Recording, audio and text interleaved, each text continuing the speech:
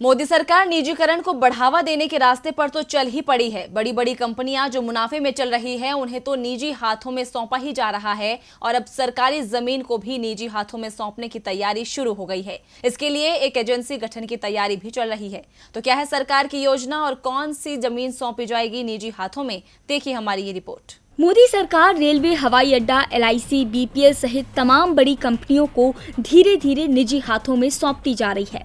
अब सरकार ने एक साथ कई कंपनियों को बेचने की तैयारी कर ली है और कहा जा रहा है कि जिन कंपनियों को बेचा जाएगा वो या तो घाटे में चल रही हैं या उसकी हालत बहुत खराब हो चुकी है और वो बंद होने की कगार पर हैं। सरकार ऐसी कंपनियों को ही बेचने की तैयारी में नहीं, बल्कि इन कंपनियों के पास जो बेशकीमती जमीनें हैं उसे भी बेचने की तैयारी में है।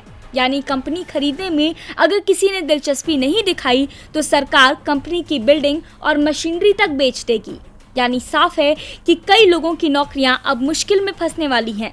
सरकार ने इसके लिए नया प्लान तैयार किया है। सरकारी जमीन बेचने के लिए लैंड मैनेजमेंट एजेंसी का गठन किया जाएगा, जिसके बाद सभी कंपनियों की जमीन इस एजेंसी पर पहुंच जाएगी। इसके बाद ये एजेंसी बेहतर कीमत पर अलग अलग कंपनियों को जमीन बेचेगी।